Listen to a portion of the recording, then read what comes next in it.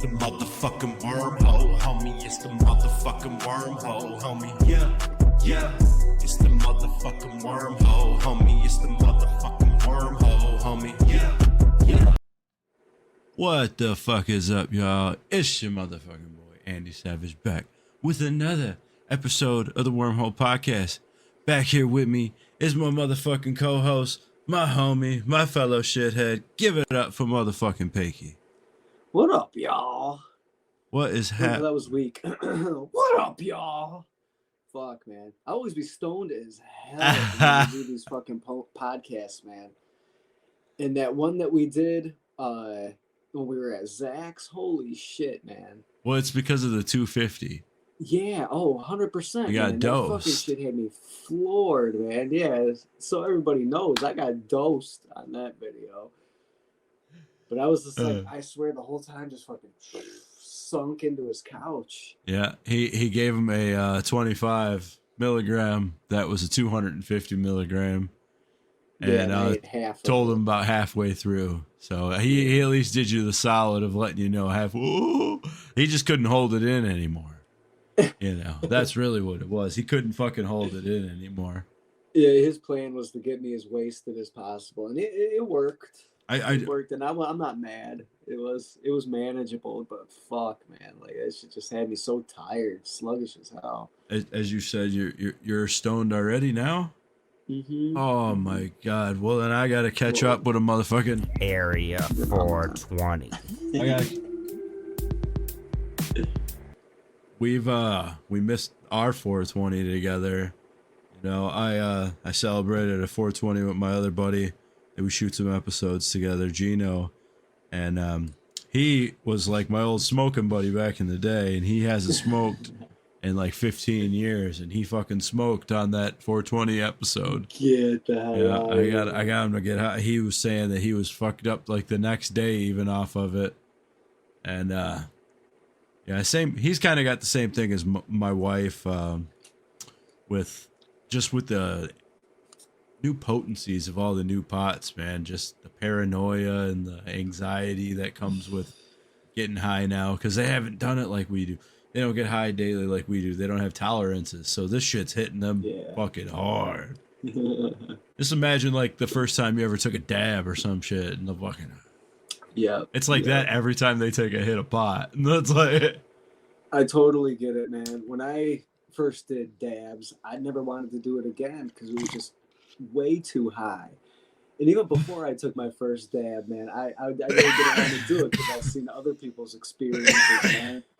The first time I ever seen somebody high on dabs, he was hanging out with us at my buddy John's house. He was just sitting there like on the porch, just like staring off with his hands on his lap, you know, leaning forward a little bit. And they were like, "You all right?" "Yeah." And he goes, "I'm at John's." He's like, "How did I get here? I don't remember coming here." Like, and he smokes. He's an everyday fucking stoner, man. But that shit had him like half retarded. So like, I was afraid, man. I was afraid to take my first stab. But then one of my dealers, man, I was going up to his place, and he's just one of those people. He has to get you high when you come to pick up the supply, you know.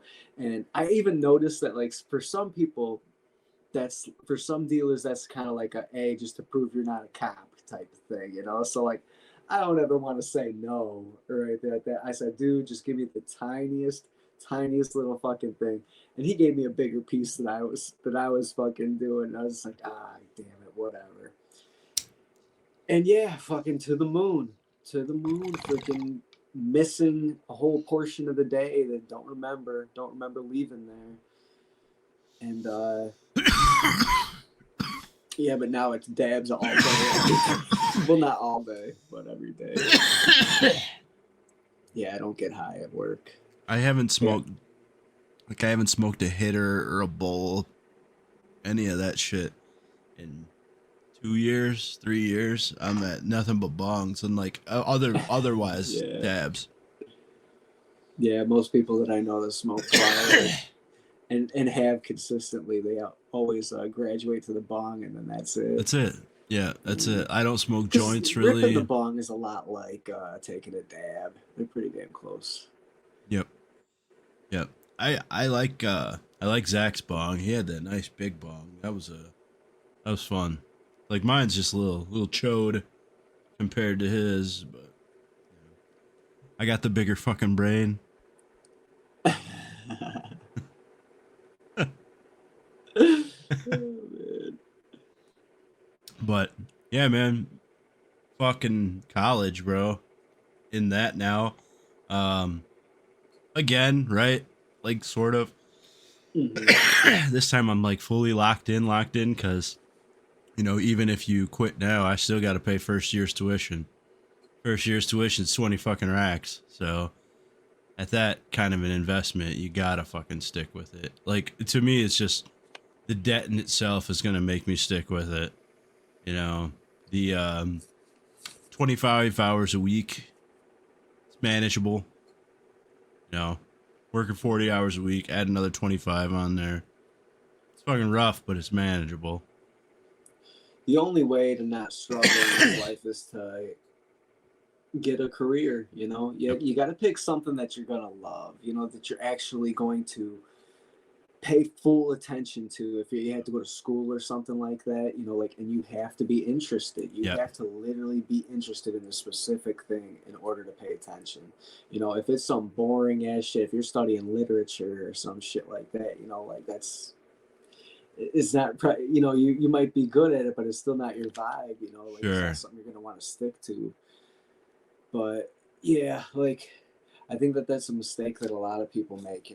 They just go after the money. Whatever field is paying the most, and least amount of investment in school, but biggest payout type shit. They do the research, and all they care about is money, and that's it. You gotta be doing it for the craft. I was gonna go in for the money at first. I was really looking into logistics management and like going into like, hey, maybe I'll go for the promotion inside of these warehouse jobs and all that, trying to get to the manager spot. I'm just done with the industries, man. I don't want to work in fucking manufacturing, warehousing much longer.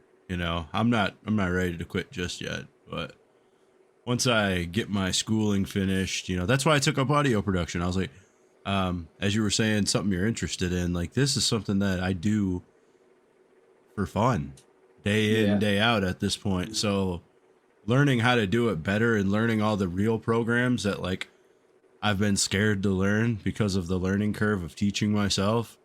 Like the fact that I don't have to teach myself and now I have like a professional teacher going to teach me how to use the shit that I really want to know how to learn.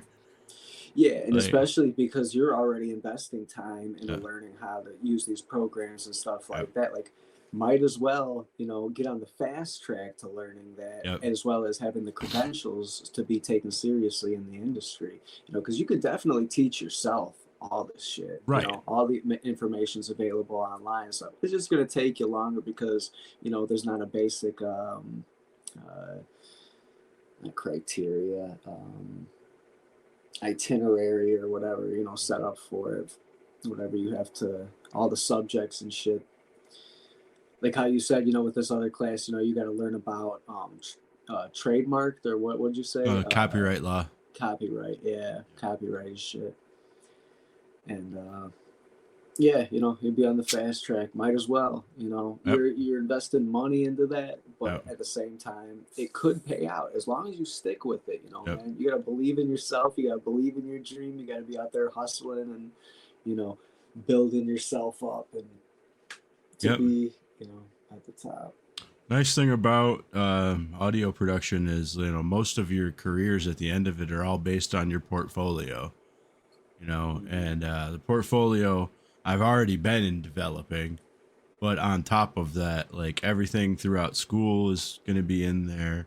Every project I have, cool thing about our school is everything you do there, regardless of the equipment, getting, the Pro Tools, all that shit's free. Well, not free, but it's included in your tuition. They'll give you a code for it and all that. With having all of those licenses. But I actually, for Pro Tools, they have this iLock USB device, which is kind of like a USB hub that I'll plug into the laptop. And that USB hub has the licenses built into it. So you have to be able to plug that into the computer to run Pro Tools. That's your key. Yep, that's my key, essentially. But that's mine to keep, moving forward. That is mine. Along, everything, the equipment, the laptop, the interfaces, mics, cables, fucking all the different recorders, because they're giving me the Zoom recorders, like the handheld ones with the two mics that face each other, those like $300 Zoom mics. Have you ever seen those? I don't think so. They're pretty cool. They're like a handheld recorder.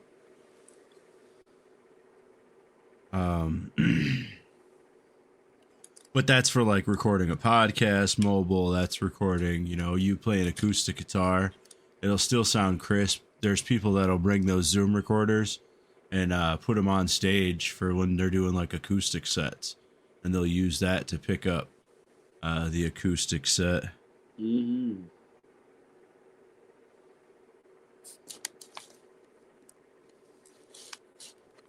It would be something kind of like that.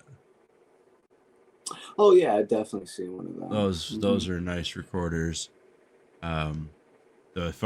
Honestly, the coolest thing I'm excited about is the new MacBook Pro, because they're gonna give me a MacBook Pro with an M5 chip and all that. So I'm like, fucking sweet, bro. Like, what I want, but what I would never pay for. Like, yeah. And I mean, having the PC and shit's great, but Pro Tools and all that runs off Apple, so it's going to be on the Mac. So I won't be able to use that crossed with my PC. Mm-hmm. But I got free Microsoft 365 and all that shit for school, so that's on my PC currently, and that's fucking dope. That's sweet. Yeah, I had that too when I was in school. I'm hoping for Adobe Premiere. If I can get the cinematography gave you Adobe Premiere, but I think I might be able to get a discount off of it through the student portal somewhere. Because my school is really big. It's all about music, gaming. Yeah, be like, it's for my music videos. Yeah. The our campus, the university's in Orlando, Florida, and our campus has a backlot, huge backlot. That's complete movie sets, whole towns and cities and shit, all movie sets, free for students to use. Whether you're a cinematography class or not, you can be shooting music videos as an audio production student. Any of that kind of shit. Any online student can go on campus and use all the facilities on campus at any time. So like if we ever take a fucking vacation down to Orlando, I can pop in and like,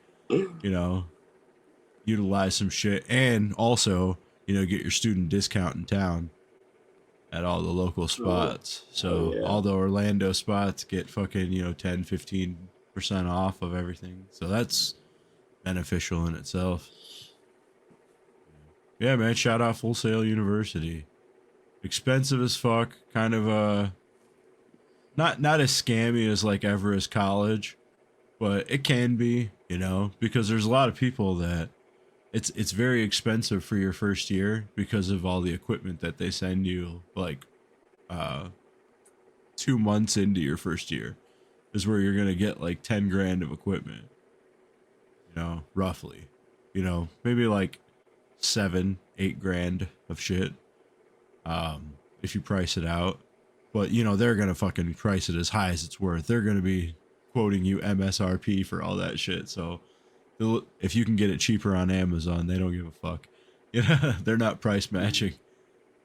But still, that's why they're fucking, a lot of people feel scammed because, your first year is 20 grand because you're paying, 13 grand for the school and then another fucking 10 grand for whatever the fuck equipment. And even if you drop out and you can't do it, it's too intensive, you're still on the hook for that at least. They're not going to charge you for all 4 years. They only charge you for the first, or whatever years you've been to the school. Yeah. Well, like we said, man, you've already been doing this shit. And it's like you probably would have ended up buying all this equipment at some point anyway, and it would have costed you most likely more. You Yeah. know, you're probably getting like discounts because through the school. I would have bought a dumbed down version of what they're sending me, because when I seen the audio interface that they're sending, are you familiar with like the Focusrite audio interfaces? Those like little red ones that you could plug your XLR cables into, plug your mic into. It'll be like phantom power, and then also like Oh yeah, little yeah. half-ass. Okay, like to like plug into the computer and Yep. shit. So, Yep. Yeah. Yeah, they're giving me one of those, but they're gonna give me the rack mounted one, the $700 fucking rack mount one that does fucking 8 instruments at once instead of like 2 like I'm gonna need. So it's like Shit. it's fucking overkill, but it's cool fucking overkill, because I mean I'm fucking prepared for whatever. Another badass thing, dude, fucking Facebook Marketplace. I found somebody that was giving away a bunch of fucking DJ lights. And it wasn't even DJ lights, it was like band lights. So like stage lighting. So I got a shitload of the par lights. I got a bunch of like wall wash lights. I got the wireless system that controls them all, the DMX system. All the shit I got for free, and I fucking priced that shit out. The person was like, "Oh, well, it wasn't like top of the line, so I'm not even gonna charge. I don't even care." I was like, "Get the fuck out of here!" They had a nice Myra pulled up to their house, and got it for me while I was at the doctor, and the fucking shit, like the house was nice as fuck. The shit, when I found it, like I looked up by the model numbers and shit. I looked it up on Amazon to see what it was priced at. Just the wireless thing that plugs into the XLR cables. It's essentially like a little wireless hub, connects to the XLR cables and all the lights, and then you put the receiver in on your board, your DMX controller, and then it would control all the lights wirelessly. That system alone was $300. Like the light systems, like yeah, they have lights that are $1,000. So These ones were like $300 for the set, you know, and yeah, like so all in all, dude gave me like $600-700 worth of lights, and for free. I have no fucking use for them. I wanted to dig through it and see if I could like utilize any of it for what I got going on. But I feel guilty selling it, so I feel like we have to use it. I would feel the same way. I feel guilty. Yeah, we could. We just got to get creative. We could set up Renegade stage. I was thinking about being a mobile DJ. I was thinking about doing mobile DJ service, and I was looking at like how that would be profitable. Well, it's profitable like if you did birthday parties, weddings, things like that.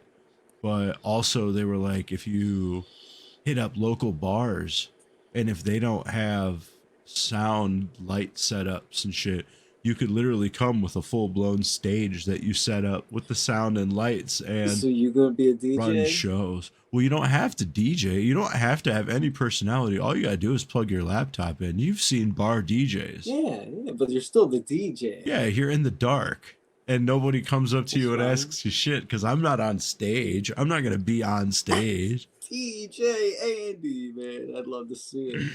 I'd attend the first bar mitzvah or whatever it is that you do. Bro, I mean, essentially, I want staff.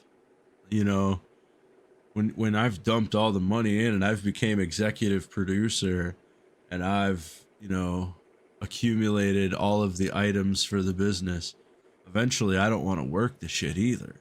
I'll work it because I know how, but I'm going to work it until I can hire somebody to work it, and then I could just be in the back getting the money, right? Like, that's the move, bruh.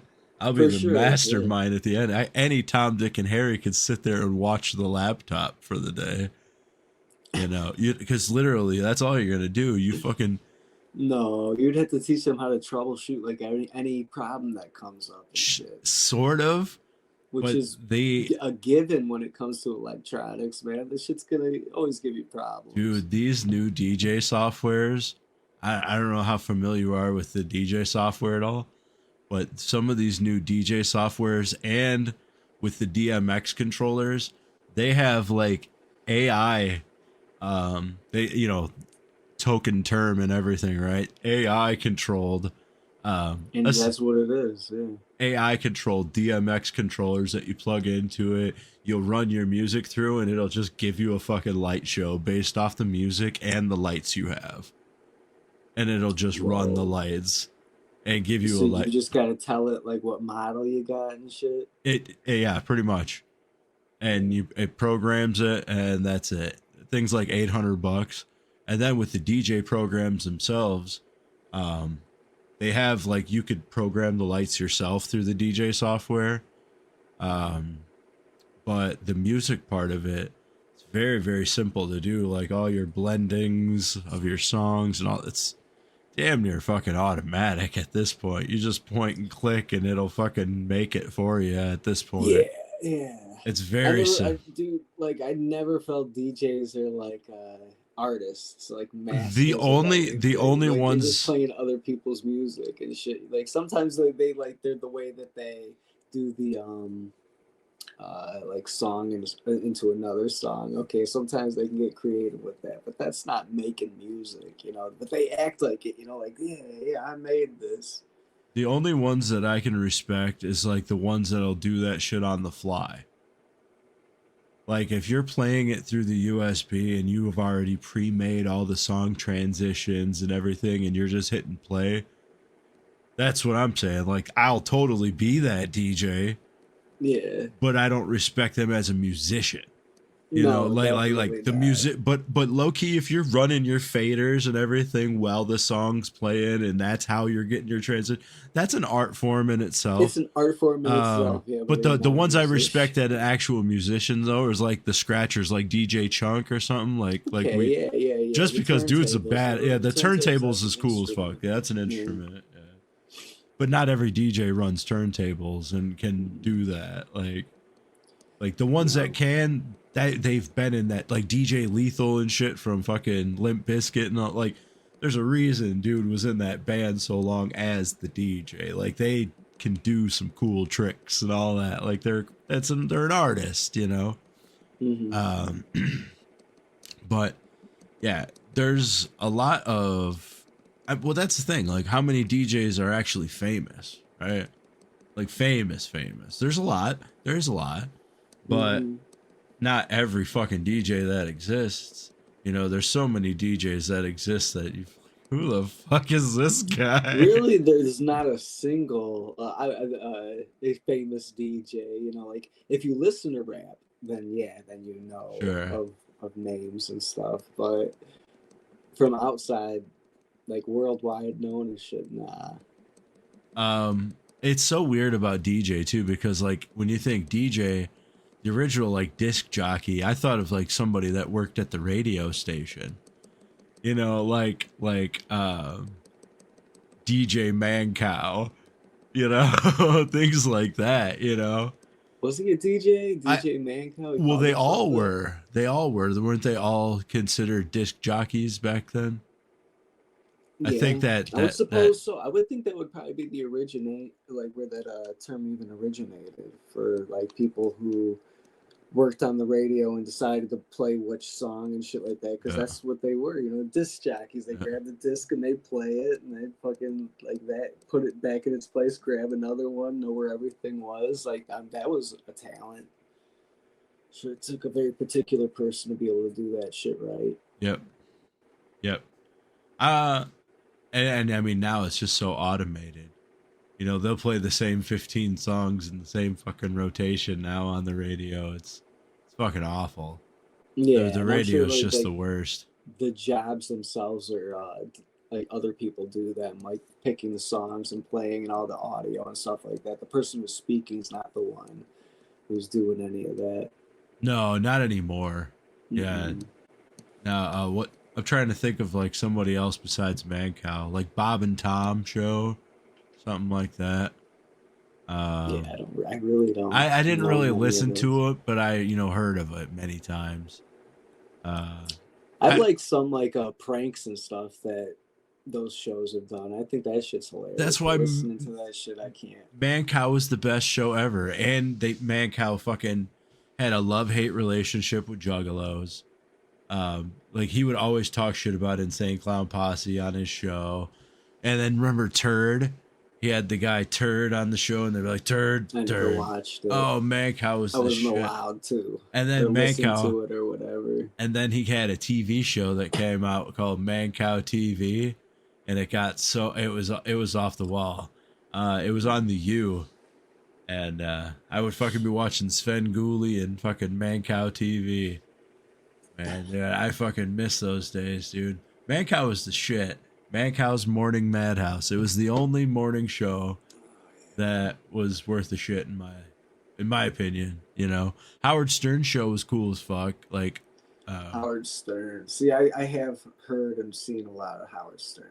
Not a lot. I never was subscribed to it or anything, but you know, I've seen clips and I know how much of a creep ass he is and all that. Man Cow, I'm not very familiar with. I just remember him being loud. Dude, we have to fucking look up some Man Cow. We have to look up some Man Cow. I've seen some snippets from that show, The Man Show. Yeah, recently. Jimmy Kimmel and crazy, Adam man. Carolla. Yeah, and also, what the fuck's his name? Other big podcast dude.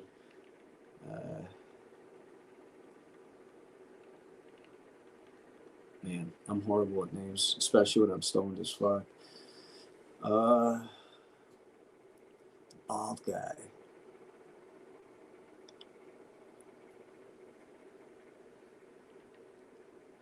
Which one now?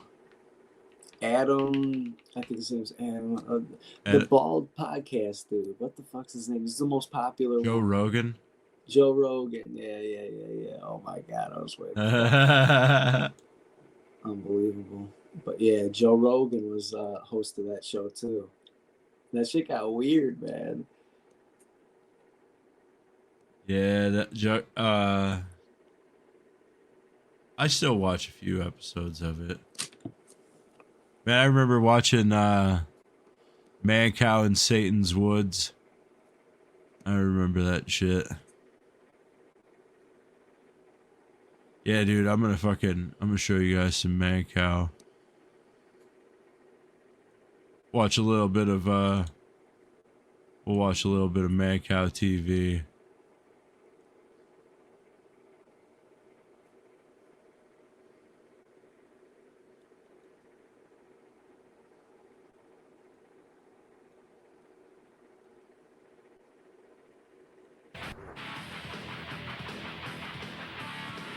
This CD is amazingly good to me. I like this one song they sent to me. They're big fans of the show. Yeah. Bunch of Puerto Rican kids.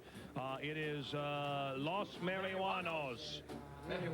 This is a very good CD. As opposed to Las Marihuanas? I don't know. Cypress Hill-esque a little bit. I don't know if they're going to appreciate that, but they're going to be here live. Yeah, they're out in the lobby getting stoned right now. Los Marihuanos. With Cowboy Ray, our retarded friend, who's in the lobby. How the hell do you say this? Are you guys PRs? Are you PRs? We're Mexican. You're Mexican. But I got Okay. Puerto Rican. I don't care if you're PR. Now, does PR make you mad if I say that? I don't mean that in a bad way. I really don't. Okay. I'm not Puerto Rican anyway, so okay. Say it the way you want to say it. You've got a bunch of marijuana hanging around your neck and, That's right. We got a gift for you, lots of Holmes. gold. What is this? Straight from Mexico, Holmes, for the whole crew.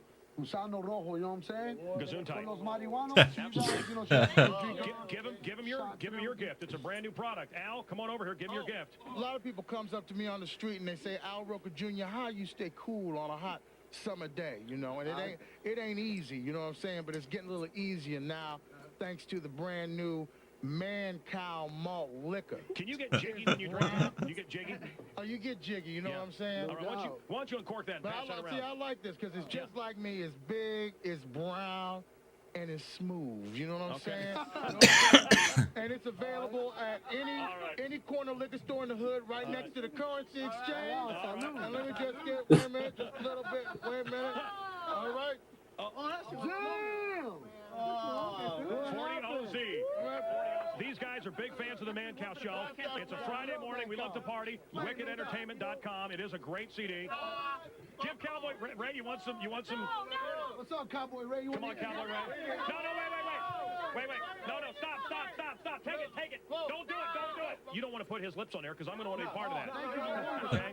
He's got scabs on his lips. Take a shotgun, hang on. Hit the Breathe in, Cowboy Ray. I can't believe you're doing this.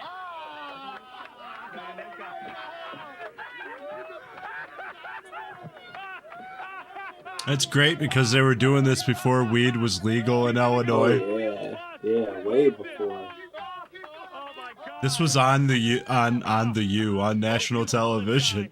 If you saw this guy just off the Elon Musk getting high in the studio, it's hilarious. Hey guys, I want to give you one of the official Man Cow peace pipes. Okay, enjoy that. That's a gift from me to Los Marihuanos, whatever the hell you said. He needs more. Ray needs more. Ray needs more.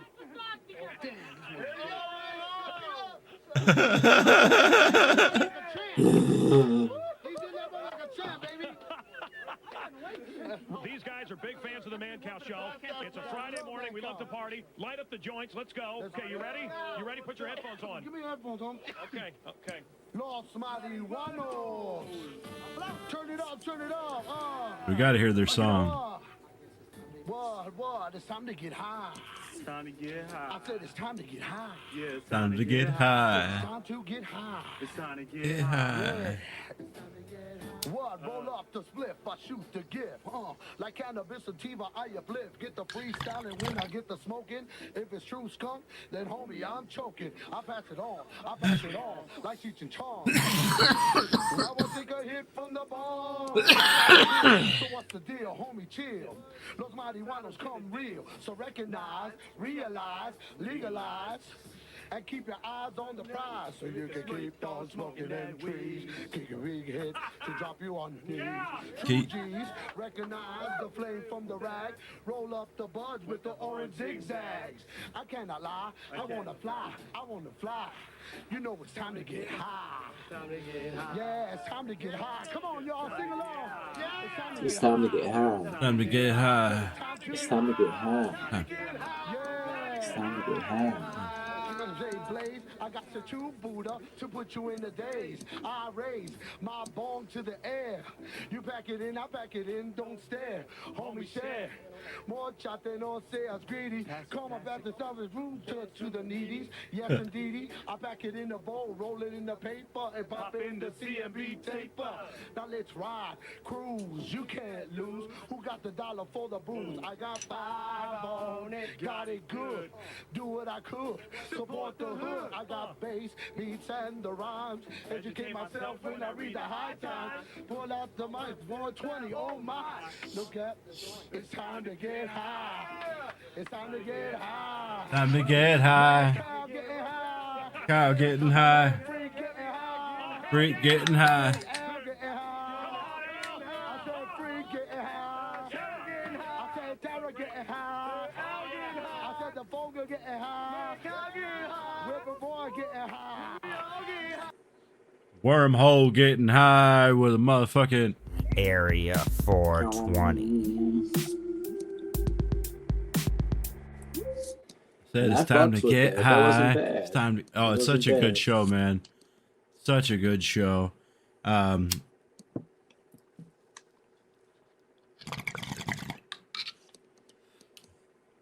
show you guys the Satan's Woods snippet. Time to get high. The Satan's Woods was a place in Illinois they stopped by, and this was like one of my first fucking things that got me into like urban exploration. Scared the shit out of me when I was a kid and I seen this episode. It's probably cheesy as fuck now, but you know, I'll let y'all be the fucking judges of that. Satan's Woods. And it's funny because there was a gentleman that was by Mancow that had long hair and a beard, and his name's Freak, and he was part of the Mancow show. He was a real good friend of my I dad's. remember that. Freak No is shit. yeah, Freak and my dad are like great friends because Freak owned a bar that my dad's band played at all the fucking time. And my dad was just cool as fuck. My dad and his wife were cool as fuck with Freak and his wife, and Yeah, it's odd friendship. Small fucking world, man. I never met Mancow or nothing like that. And this was after, I don't think Freak worked with Mancow anymore. Because he was a bar owner. So, like, why would he?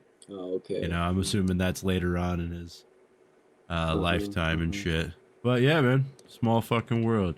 Check out this fucking... Vampires, That's Freak. demons. It's all great to watch on the big screen or at home on your couch on a cold night. But when you run into it face to face in reality, entirely different story. I took Mancow and Turd and a camera crew into some forest preserves by my house where the real deal happens. Forest preserves. Wait till you see what we saw and see it scares the hell out of you. Hey, Rick! Hey, what's up, Mancow? Hey, you're in the air. What's going on? Hey, buddy, I just wanted to let you know I was listening to your show last week. Yes. You was talking about going out in the woods, suiting up, killing some Satanists. Yeah. I'm right there with you, brother. Okay, well, we could have used you. Well, we could have used you. Let me tell you something, Rick. We returned to Satan Woods. Yep.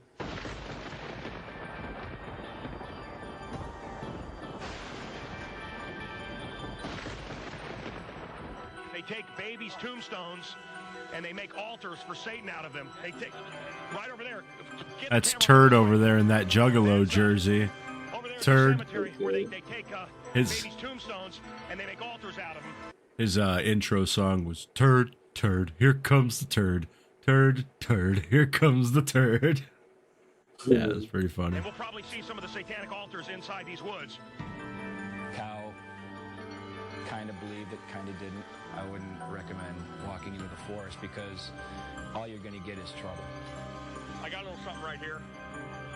I got a little something. Good, maybe they'll choke you. I got a rosary. This is my protection. Yeah, that ain't gonna help. It's going to help me. I'm wearing it. Laugh at me if you want. I'm wearing it. And they're not kidding. They're, you know, to them it's not a joke. We walked in, and so we were mic'd the whole time, and we got some interesting stuff on that tape. We're here in the woods right now. Come on. We're going over to one of the pits where the freak told me not to have a light on, but I want you to be able to see. We're going to go to one of the pits. It's getting hot. I got to turn it off. We found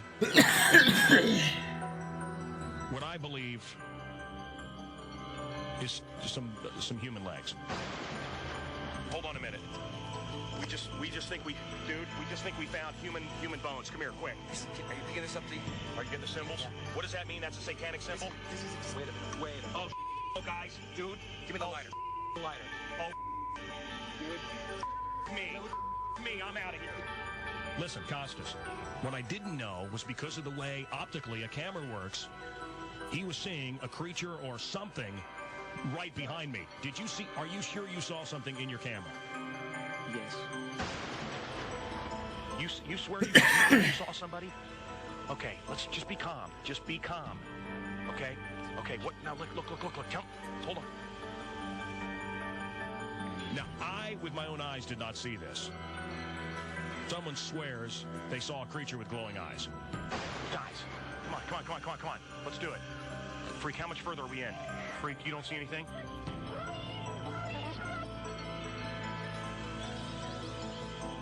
Oh!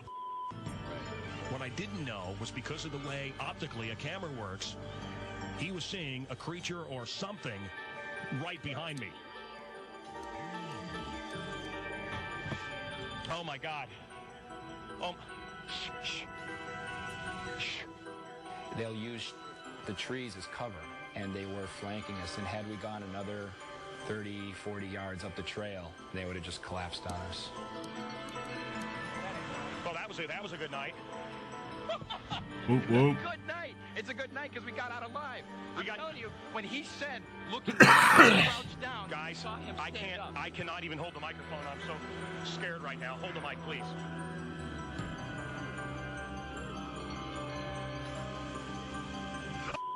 And I bet you right now they're following us. I bet you they're following us in the woods right now. That's why he said cross the street. All you're going to get is trouble. And they're not kidding. They're, you know, to them it's not a joke. I'm Mancow Muller, and we are now out in civilization. I was just deep in the woods where John Wayne Gacy, Chip, you know where this is? the serial killer, You know where we're at there? I think so. I recall for thousands of years. You know where St. Joseph Even going back Catholic to Indian times, Cemetery they is? talked about weird stuff in these woods, and we just saw some pretty horrific stuff. And I wanted everyone to have flashlights. That's me and like guns, 20, but I'm almost glad 20 we years didn't. ago, man. Yeah, you look better now, bro. Would have been able to see Oh, us. I do not. And we Oh, look! began Oh, my right God, now. an They earring! We Oh, saw my some God, Satanists. I We got forgot about chased. They were that. definitely stalking us. I mean, they had us flanked, and It was scary getting chased out of there. I'll be honest with you. It really was. It was scary getting chased out of there. Let's go to Bob. Bob, are you there? Hey, man. And you know, it's a little cheesier now, you know, fucking 25 years later. But at the time, that shit was horrifying. Like as a kid. I'd love to check it out, man. Oh yeah, what we should. It's in Chicago? Where's that say? It said St. Joseph's Cemetery. Go back.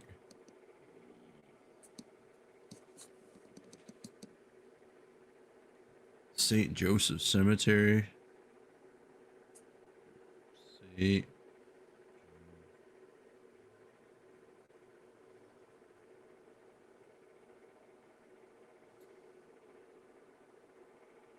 It's in River Grove, Illinois. Oh shit! So right off of Belmont and North Cumberland, 32 minutes from me. Not far at all. Not far at all. Not far at all. And then we also have to take another trip down to Cairo. I wanted to do a Cairo documentary trip. That would be fun. They got a couple Airbnbs out there. So I also seen that there was like one of the most haunted houses in Illinois that's rentable as an Airbnb. So I think that could be fun too. In Cairo? No, not in Cairo, but it's a different house. But it was I can't remember where it was, but it's in Illinois somewhere. And they were like, "Oh, it's the most haunted house," because there's another documentary where people were there. That's crazy. But how fucking badass, you know? Like, go spend the night there. I'll rent it as the Airbnb. You get the whole house to yourself. Like, and then you know us, we're gonna be provoking the ghosts the entire time. Like, we paid to fucking be here tonight. Like, we want to see some shit, you know? I want to get you mad. You're not a ghost. I wonder how many people don't make it through the whole night and all that type of shit, you know? I mean, I know that a ghost isn't going to kill you, right? Because otherwise, like, these people couldn't be renting it out as an Airbnb, like, another family gone. It's, you know, get the fuck out of here. You know, like, that's not reality.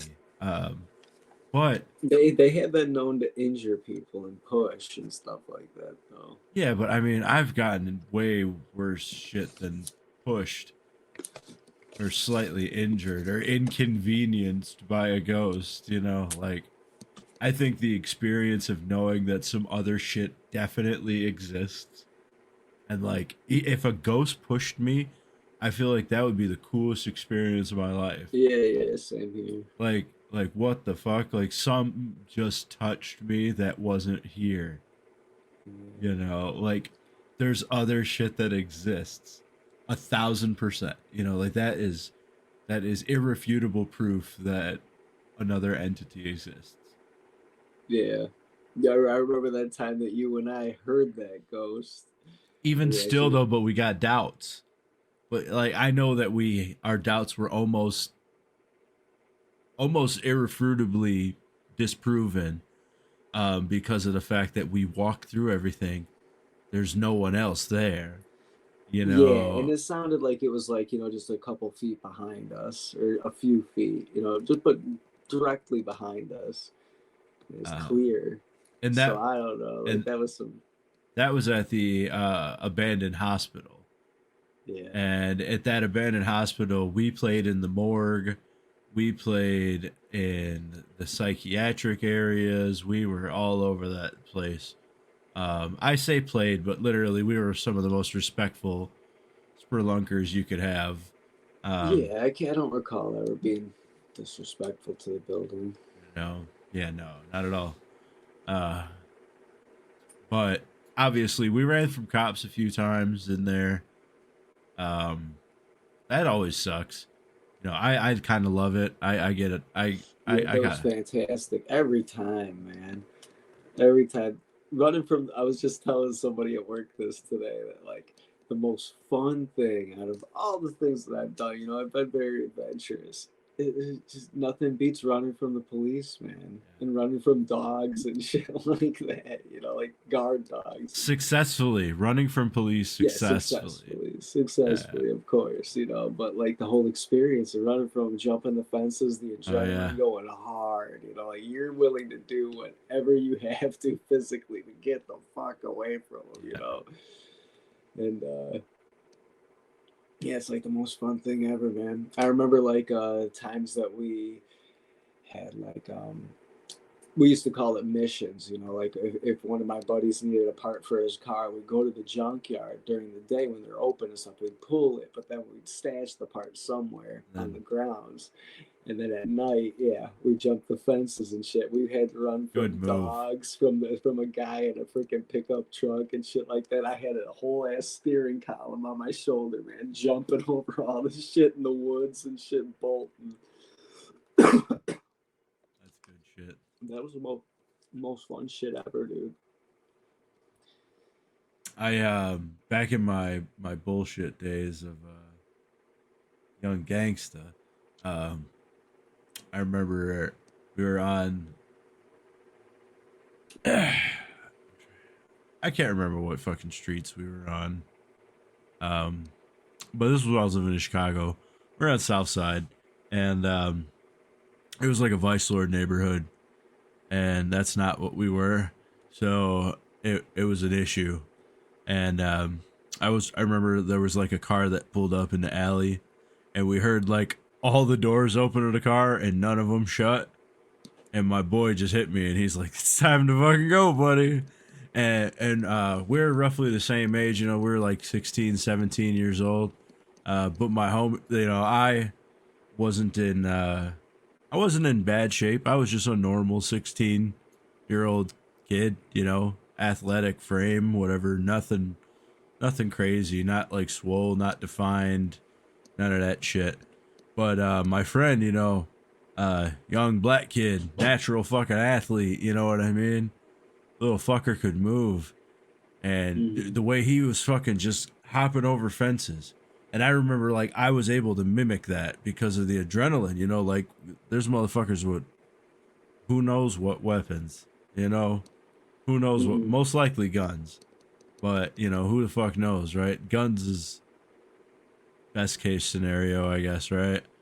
You know, I wouldn't want to get all fucking stabbed up by a group of guys either. I'd rather get shot at and get a chance to fucking go, you know? Than get fucking cornered and fucking poked up. Fuck that shit, you know? So. I don't know, man. I wouldn't want either one. No, yeah, neither. Just as fucking bad, honestly. Think about it, man. It's just like getting stabbed, getting shot. You know, it's very one spot and shit. And the bullets, man, they like come apart and shit inside of you and go all different directions. Yeah, knife wounds fucking hurt. Bullets sort of, as long as it didn't spread or shatter or anything like that. Like if it stays whole and like if it enters and exits and just makes one clean hole, that's your best fucking bet. Your best case scenario. But everybody's using hollow points these days. Yeah. No, I luckily fucking, my bullet was a 22, fucking 17 years old, so fucking 21 years ago. This was before everybody was walking around with hollow points. Fucking, not even everybody had guns. Not even everybody. Oh, there was a lot, but not everybody. Not nearly as many as now, man. Everybody. I remember when I went to take my test, I had to wait for the 3 classes. I was like 3 classes in the queue. You know, I had to wait because there was a waiting list. and they said it was never like this before, and it was all like during like all the I think COVID sparked it off, and you know, all the crime, crazy ass crime and shit, Kia boys, and all that. People are getting their concealed carry and shit. Yep. Oh, fucking same, dude. I was in that long ass waiting list to get a FOID during COVID. They were like, "Oh, we're at like a 1.5 year backlog." Oh yeah, that shit. It was ridiculous. My shit got denied, but it got denied more so like just by default, just because it was easier to deny fucking, I'm sure, that day's worth of people. You know what I'm saying? Like, there was no real reasoning why, and I was like, well, there's no reason why. I just haven't reapplied. But I'm gonna. I don't really know what I want yet. But definitely just. As far as a gun. Yeah, just something for the home. You know. I was thinking something bigger rather than something smaller. Is there a gun inside of that? He carries his own. Oh, fantastic. Yeah. I was like, that would have been badass if you pulled a fucking gun out of the fabric gun. No, I was just on some Ricky shit. He just has a hole in there with a whole ass pistol stuffed inside of the fucking thing. I'm sure there's plenty of people like that. Got all types of guns hidden in their plants and shit. Yeah, I think if I were to get one, probably like a shotgun. That's the best for home defense, yeah. That's what I think. And also, I feel like a shotgun's harder for the kid to play with, if that makes sense. It's bigger, so I feel like it's scarier. You know what I mean? Like a handgun, a kid might get comfortable enough to play with. Whereas the shotgun's kind of big and, you know, there's a lot involved. And then obviously I wouldn't have to put shells. Like it's way easier to load a shotgun and fucking get it going than it is to like load a fucking magazine and put it into a gun. Like harder to stuff bullets into a magazine than just put shotguns into a shotgun and fucking. Yeah, loading a shotgun would be easier for a kid to figure out. Yeah. But I'm sure that if you're keeping it for home defense, you're keeping it loaded somewhere. Yeah. Just, the thing is, I'm thinking of younger me, you know, like, curiosity would have got me for sure. Like, I'd have got my hands on that gun. If I'm aware of it. If I knew about it. Yeah. You're going to touch it eventually. Yeah. Oh, yeah. For sure. Me too. That's why I kind of want to wait until my kid's a little bit older to have it in the house. Because then once you're like, I feel like once you're like 8 or 9 years old, you're old enough to know, hey, I probably shouldn't fuck with that gun. And then if you do go touch it, you know, you're not supposed to fucking put the, you're not supposed to put shells in it, and you're not supposed to cock it, and you're not supposed to aim it at something or pull the fucking trigger. Like, I'm going to try to make it a little bit difficult. I'm going to keep it at a fucking safe because that's the smart. It's not the best for home defense, but it's just the smartest thing with the kid. I think that's the silliest shit ever, man. Like, you have to have it readily accessible. Now, you got to think if you're being attacked, you got to open up a safe. I know they got the ones that are easy. Well, that's what I was going to do, a fingerprint in the bedroom. Yeah. In the bedroom too, so it's like I can just quick try to grab. Like that's the best I can do and the safest for the kid. Like, I feel like that's the easiest compromise I can do. Or even possibly like something under the bed, like a smaller shotgun case that's same fucking biometric lock on it, because they got even the handgun cases that are got the biometric lock. Yeah, I remember seeing some technology that was being developed like years and years ago. They may have actually gotten it right. just the gun lock that goes over the trigger lock. Oh, sick. And, it's biometric. You know, you just use your thumbprint and you push it open, and push it out, and it's fucking ready to go. That'd be sick. Something like that would be perfect, you know. That would be perfect, yeah. I'll let him play with it. Man, the thing is, man, fucking kids. All right, so I dated this one chick. Her kids would wait till she fell asleep and would get her phone and use her finger to like open up her phone and shit so they can play games and shit like that. Like, kids are gonna fucking get into your shit. They're fucking devious. I heard somebody else saying that their kid put so the mom put like a password to block screen time and limit screen time, and the kids put fucking the screen record on real fast while the mom, and gave the phone to mom to unlock while screen record was playing. So they screen recorded the fucking design password.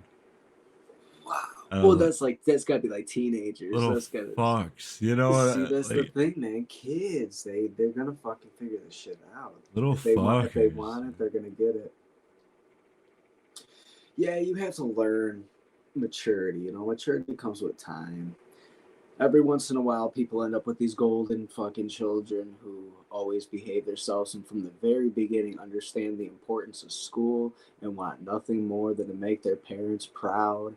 And then that transfers over to wanting nothing but making money. And, you know, that's... I hope that my kid becomes that, but I don't know. You know, but they also say... It's so rare. My kid's very rambunctious. But they say that, you know, the kids that are very high energy at the younger age, as they get older, that slows down drastically. You know, he's probably going to be one of the most chillest teenagers ever, because it just gets out of his system. Or adulthood, it might stay in his system until he's fucking 20. But he'll eventually calm down. Or he'll just be crazy as fuck his whole life. But he's not crazy in a bad way. He doesn't get in trouble at school or nothing. He just likes to be a handful at home. That's I don't know. Doesn't sound unhealthy. It's like boys will be boys type shit. Sounds like. That's exactly what it is. Yep. He doesn't do nothing devious or mean or nothing like that. Yeah, he's extremely fucking curious. And sometimes that's dangerous, you know. But he's also smart. He's smart enough now to like recognize what's dangerous. He knows, you know, you don't play with fucking knives and fire and lighters, and you don't hit vapes, and you don't drink beer.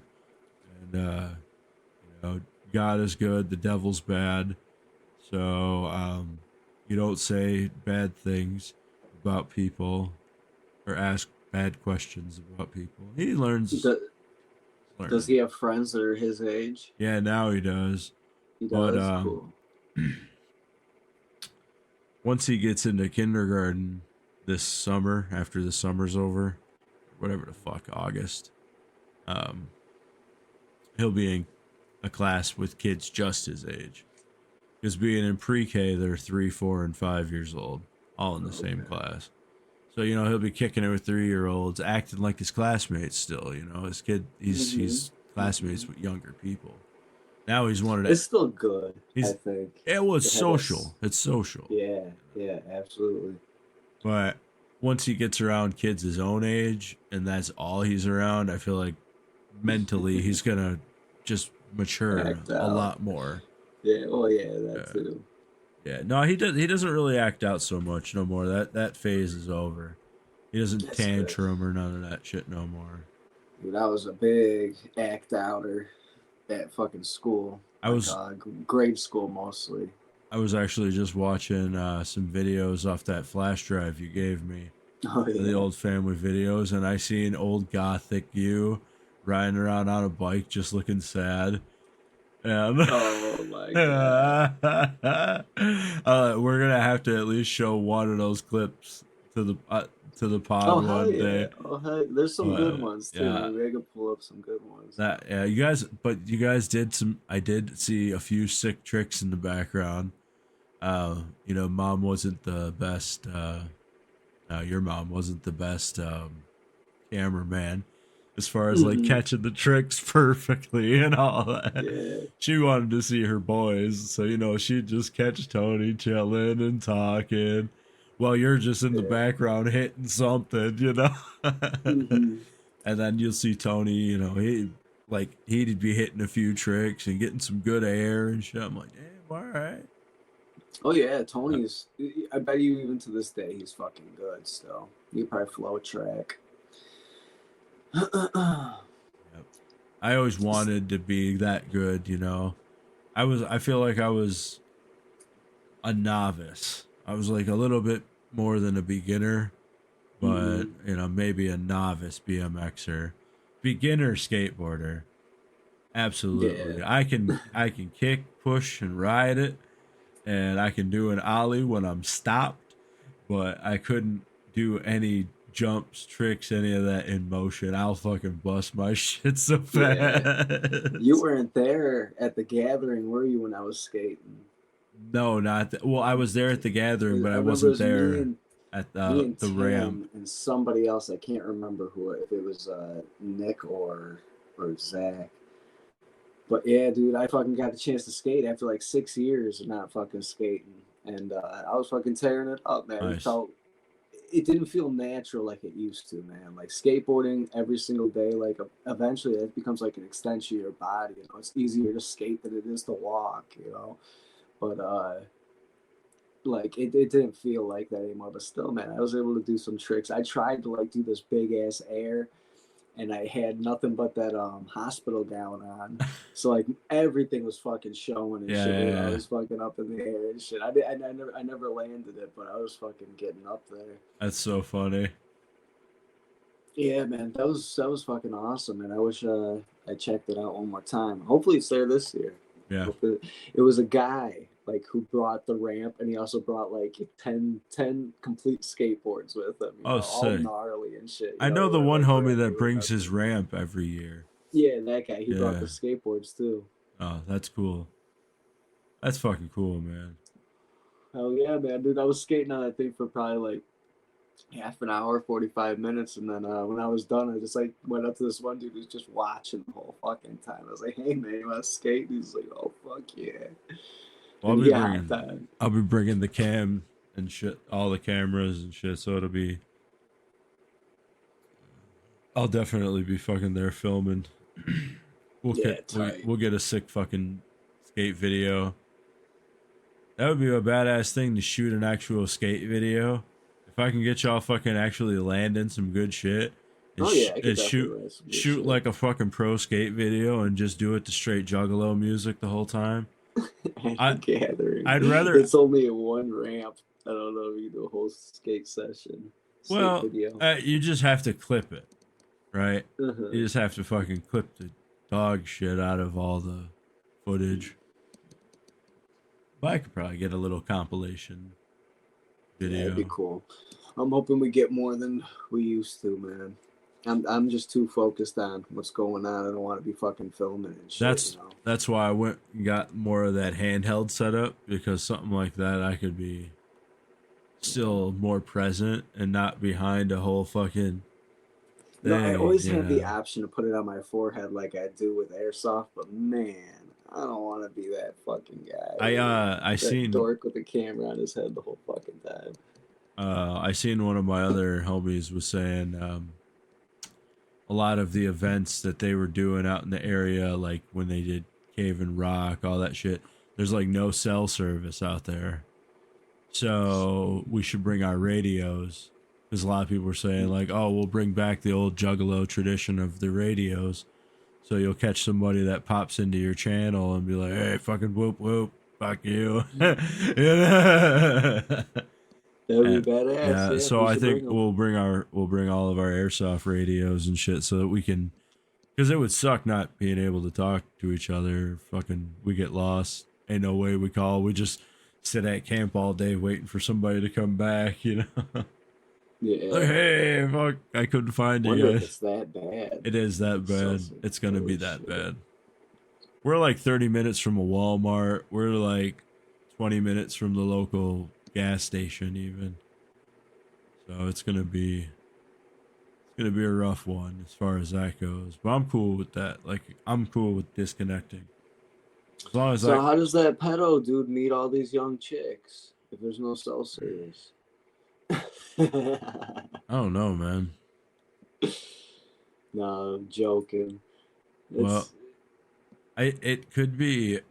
They said he's in a band and all that shit too. So, just rubbing up on young fans. Oh yeah. Going on tour. Yeah. Even still, that shit's gross, man. Yeah. Well, let's talk about this. What all have you heard? What's substantial information of you, other than the accusations from somebody who could just be a hater who's fabricating? Yeah, substantial nothing. Yeah, nothing. Like when I seen the postings on it wasn't on a gathering page, it was actually on, it was like a juggalo that was taking it from our shit and trying to post it on like a regular site that, you know, mentions the festival grounds or something like that. And everybody's like, yeah, like dude's a little pervy and like inappropriate, but he's not like a toucher. But then I'm like, I don't know. I guess that's not okay, right? It's still fucking weird to be, you know, pervy and inappropriate. Not like Pee Wee Herman style, but just like, I don't know, a breacher of boundaries. I'm not sure. But everybody was just saying like, yeah, he was like a little bit creepy, but I wouldn't go as far as saying he was a pedophile. There was a lot of people defending him in that sense. Like, so I don't know. I read something about that he, his current girlfriend maybe, like he was grooming her since she was 16 or some crap like that. It's just like, yeah, he didn't start dating her until she was 19. But everybody's like, oh, but he knew her before then. And I was like, but how do you know that? even if he did, yeah, what the fuck's the big deal, you know? Yeah, I don't know. It's a weird, I'm not in that situation, so I don't know. I could never date a 19-year-old, even at my age. It's immature. It's fucking stupid. You honestly. It is fucking stupid because... And dude's like 60, so, you know, 60 years old and you're dating a 19-year-old. I don't know. I guess that's a flex at that age too, right? Good for him. Yeah. Like when Hugh Hefner did it, nobody said Hugh Hefner was a pedophile. No, and he was getting 18, 19-year-olds like, oh, it's your 18th birthday? Hey, get naked. I'll put you in a magazine and then you can live with me at the mansion. You know, and nobody said nothing about that. So, I don't know, man. The world's changing. The way people are looking at things are changing. And I'm going to change with it because I'm not... If I'm going to be old-fashioned in anything, it's not going to be old-fashioned sex laws. You know what I'm saying? That's not what I'm going to stick to my guns about. No. I'll fucking conform with the new rules, you know, for sure. But yeah, like I'm not going to conform with every new law. That's for sure. Those ones, yeah. Yeah, if they make weed illegal, I'll still be smoking. Yeah, I smoked before weed was legal. I'm going to be smoking after the fact. But what we're talking about, I'm fucking Area 420. Gotta do another motherfucker. We're going fucking crazy with the goddamn Area 420s today, boys. Yeah, I think I got a little low. Yep. It's been a minute since we've actually been able to shoot. You know, I've been shooting with, you know, a buddy, but he's, our content, it's not the same, man. Our connection's not the same. It's, it's a similar, I'm helping him, get his podcast going. I'm not going to give any name reveals or any of that shit. He wants to have a big rollout for it and all that when he's finished, as he should. but I'm essentially teaching them the ropes, and it's been helpful. I got a whole bunch of people a lot of even after we've made the announcement, musicians hitting me up. Hey man, I'd love to be on the pod. I want to shout out my new single that I just wrote.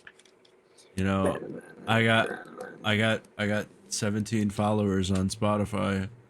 You know, like, and I'm like, bro, come on now. Like, be real. But low key, all power to y'all for fucking networking and getting out there and trying to get yourself out there and all that shit. But I don't want to be a music promotion podcast. I'm not trying to be anyone's step stool into a larger platform or any of that. Like, I don't want to do nothing music related necessarily on our show. Yeah. We kind of do have a bit of subject matter we try to stick to, and it's never been that. So I'm not going to start that today. Right. Music would be way off. It would be way off the... There's plenty of other people that do that, you know. So if anything, that's what I was when I get people that hit me up like that, I'll be like, yeah, I actually don't do that, but here's a few podcasts that do. Hit them up, you know. Yeah. Back when I used to think about doing my own podcast, people would always tell me you should start your own podcast, you know, because of my opinions on things that I don't discuss on this podcast. I wanted to start another podcast about that.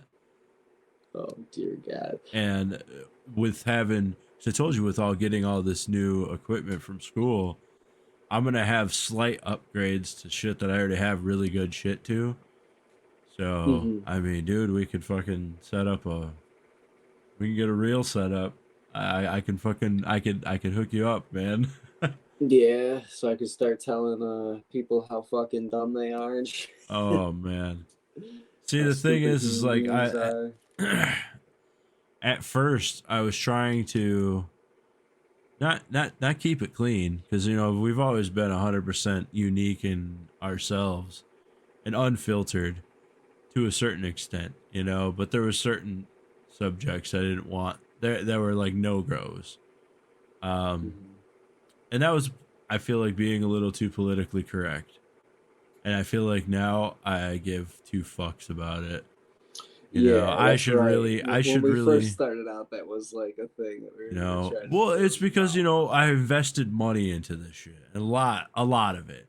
Yeah, you know, so like I wanted to see, like, try getting like some returns on some of that capital, you know, like, but at the same time I started to feel icky because I didn't feel like I was being myself. And you know, I want to be able to like me, hate me, whatever. I want to be able to say whatever the fuck I want. And if this is my platform to do so, like, I don't give a fuck if you don't like it. I don't give a fuck if you tell all your friends not to listen. Like, at the end of the day, if I got to say what I wanted to say and I got it off my chest, that's all that I really care about. So, yeah, I'd be down for doing an honest podcast. That would be fantastic. That would be fantastic. You know, the alien wormhole shit has been a great journey, and it'll still be a fun journey. You know, I'm not going to stop anytime soon. But it's very niche on subject matter, you know. And I think some of the nice rage baity subject matter that I really want to talk about. It's more popular, but it's more hot, you know. Like, but I kind of the feelings that you're going to induce from people. I kind of crave that shit, you know, like for me, I've had too many of these conversations with people with opposing opinions, you know, and just the outcome most of the time, like 9 out of 10 of the time, 9.5 out of 10 times, you know, it's just like, it's never good, you know, nothing good ever comes out of discussing this stuff. And sometimes it's great but for a podcast, definitely it's good because there's people out there that are very like-minded that like to hear it from somebody else to be like, I'm not crazy, like there's other people out there that think just like me and shit like that, it's like that believe that that's good. On the wormholes viral video, we have a few, but on the main one, over 500,000 views. We're getting close to the 1 million mark. It's at like 700K right now. But on that video, it's so fun to see the people that are like-minded, and then the people that are just absolutely opposing, and then watching them battle each other. Like they would battle each other for hours about it. Triggered. We haven't said a word. This stuff is fun. Yeah. Because that would be the fun of it. Like when we make a podcast where we can just be 100% real and just put it all out there and like put all fucking filters aside and put it out there, people are gonna take that, and there's gonna be people, like you said, that fucking hate it. They are gonna attack. But then there's gonna be our like-minded people that we're not gonna have to say a word. They're gonna be right there on their asses, fucking back and forth with these people, and it's just entertain. Like they always say, don't read the comments, right? Like stay out of your own comments. When you're actually a professional and you're getting a shitload of comments and views, like when you're just starting up, engage with your fans, right? If you can't handle criticism, once you get too big, stay out of your comments, because when it's really bad all the time, it could be bad for your mental health and shit. If you're just don't be a bitch. Yeah, don't be a bitch, right? I'm in the comments being like, "Yeah, fuck you, man." Yeah. I love it, dude. I love all the negative attention. It sucks, but I think I love it more than the positive attention. Yeah, a lot of the times positive attention is out of pity. If you haven't ever noticed, I like to hit the haters with like your mama jokes and shit, and they'll be like, "Man, this is the worst podcast ever." I was like, "Funny, your mom likes it," some stupid shit like that, But yeah, dude, it's fun. A lot of fucking haters. A lot of supporters, though. A lot of genuine supporters, too. That I feel like isn't pity, because, like, I don't have very many local support. Well, not local as far as, like, in town, but local as far as, like, family members, wives, siblings, any of that shit. That's, like, my main likers and reposters and all that shit. No, it's absolute fucking strangers, usually. That's cool. See, that's gotta feel good. That's real fans, Yeah. As long as you didn't pay them. Yeah, no, I don't pay shit. I don't pay fucking shit. I just paid for equipment, and that is it. Yeah, man. I see that there's people for their social media, their Instagrams and all that. They'll pay other people to fucking make comments and like their shit and share their shit and all that stuff, just to boost the visibility. I seen that there's so many people that have like all the bullshit bot views, and so they'll have like 1 million, and the easiest way to tell is they'll have like 1 million views but like 16 comments, and shit like that. Yeah, that's a telltale sign for sure. Yep, the engagement. I don't know though, engagement man, pays way more. I've had some videos go up in the thousands and stuff on Instagram, and no comments at all though. Yep, same. Or one or two, Yep. The comments is where the money is, though. All the engagement, that's where the money is. Engagement, yeah. Yep. Likes are. They don't really amount to much. When my engagement flew up on that one viral video, I remember it was like an overnight thing where it was like $13 added overnight just because people started commenting like a motherfucker. And I was like, woohoo! Like, yeah, motherfuckers. I was like, man, I was thinking, I was like, man, should I just get in there and try to stoke the fucking flames more and get these people really going? Or should I just, enjoy the blessing I got real fast and fall back, And that's what I chose to do. I fall back. Yeah. But I'll like shit, but I'm not engaging in the, thousands of comments at this point in time. Like, no way, man. No way. I'm not overly sensitive, but I am sensitive enough to where if I'm arguing with enough of these fucking people, I will fucking motherfuckers. I'm gonna hit the keys harder. I'm gonna start getting a little butthurt, I kind of got into it with somebody in the comments with some shit. Did you see that at all? I'm not sure. I probably did. Yeah, it was fucking recently. Some dude saying he was gonna no, not recently. It was a while ago. Okay. Some dude saying he was gonna rip out my nose ring or something like that. I do remember that now. Yeah. And I was just like, okay, but let's do it at your place with your address and shit. And he didn't say nothing, but that went back and forth a little bit. It doesn't bother me, dude. I full entertainment. I love it. It doesn't bother me at all because, like, number one, on the keyboard side, I'm here for it. Like, let's go. We'll fucking have a nice banter back and forth. But also in real life, like, let's go, bitch. Like, real life. Like, run up, dude. I don't know though. I don't think words will ever be enough to get me wanting to fight. Well, I mean, it would have to be. Yeah, that's true. But it would have to be disrespect. If he runs up on you. That disrespect itself is enough for people to want to like go at it and shit. But for me, it's just like I feel like everybody is like constantly disrespectful. Like I'd be fucking like put my fists up all the time if I felt that way, man. To me, it's just a normal human function to really just care about yourself, and that's it. And I don't try to not care about other people's feelings. I don't want to start shit with somebody, but if we're gonna run a mutual fade, like we can run the mutual fade. I'm fine with that.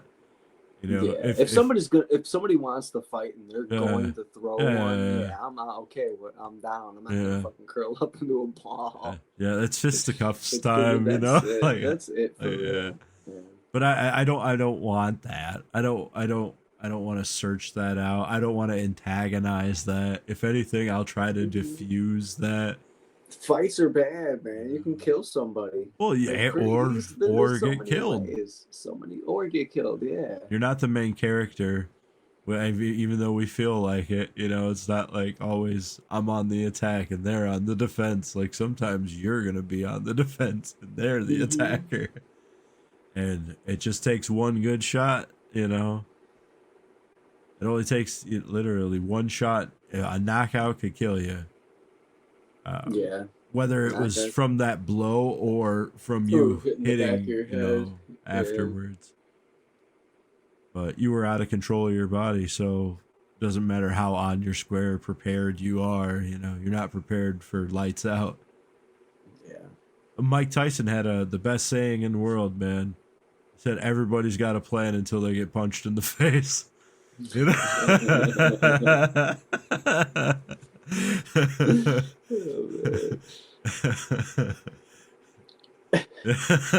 I can only imagine that being so true when your enemy is Mike Tyson.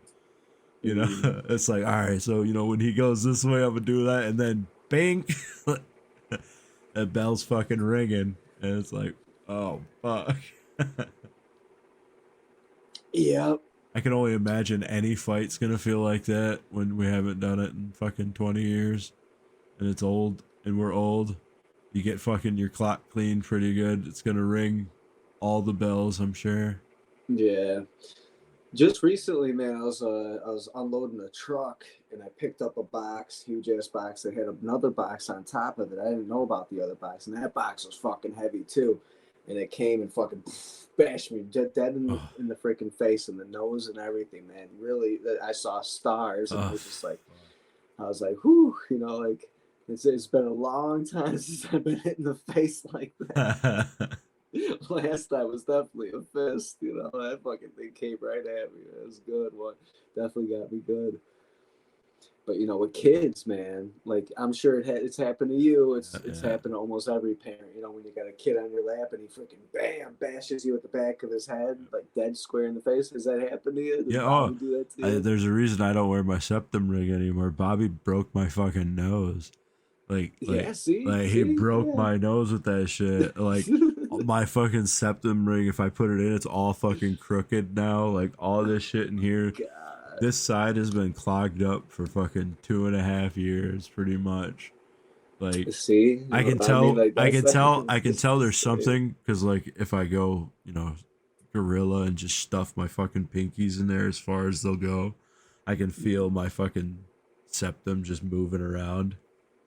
So I'm like, oh yeah, he fucking busted that shit. And then like I know in the front, because I had the stretch septum too, so in the front where it was stretching, like he broke off where the nose bone connects to the tip. So like that doesn't connect anymore, it just floats. And I'm like, oh bro, you fucked me up good. And like, yeah, he got you. That's it could be fixed, but that's a cosmetic fix. That's facial reconstructive surgery that'll cost me $10,000. Yeah, no insurance is gonna cover that shit. That shit is gonna be there for life now, you little fucker. That's why I fucking stopped doing yay, because I'm like, man, it kind of fucks me up. I can't breathe. What a shame. And then also, you know, I'm a parent and I should be responsible, and I'm an adult, right? And I shouldn't be doing that kind of stuff all the time. Come on, shut up. Only at the gathering, man. Yeah, at the gathering, anything goes, man. Anything. Well, no meth. Minimal gay shit. You know? Yeah, nothing too gay. Yeah, minimal. Yeah. Well, it's all of our campus family, so like it's always minimal gay shit. Yeah. Gay jokes the entire time. Oh, there's Tim. Yeah. Oh yeah, Tim. But there was no gay shit though from Tim. Was there? No. I don't know. I did see his dick, but that was my fault because I came into the van with my camera to take a picture of him and he was fucking naked. The group titty fuck was pretty fantastic. Oh my god, that's the dirtiest fucking gathering shit that we did. Man, I think that was dirtier than fucking throwing all that shit on that fucking fence. Dude, the fact that after the I'm not gonna put the whole story out. I'm gonna let y'all just read. I'm gonna let y'all put it out there. All right, well, fuck it, right? So it's kind of a long story. I'm gonna give everybody the abridged, abbreviated version of it. Yeah, long story short, you know, we're airsofters outside of our gathering group, but our whole gathering group is also airsofters. You know, so we go on these airsofting trips and all that shit. There's certain sponsor companies that fuck with airsofters, whatever. We had a Chinese company that reached out to us and let us review products for airsoft shit, and they'll just send it to you for free. Well, those products changed from airsoft to random household products to sometimes sex toys. And they were like, hey, you want this big black thrusting dildo or you want these big ass titties? And I was like, well, what the fuck? Why would I want some titties? And then they're like, oh, but like it's fuckable. Like there's like holes in the nipples. And I'm like, well, in that case, send it, right? So they send them free. Absolutely. These things are 11 fucking pounds. They are the most humongous set of tits, and it's just 2 big silicone tits. Disgusting, right? I'm a married man. I didn't touch the things, right? I just sent him along with my brother to the gathering. I said, hey, buddy, I got a present for you. My wife knew they existed the entire time from the time I opened the package.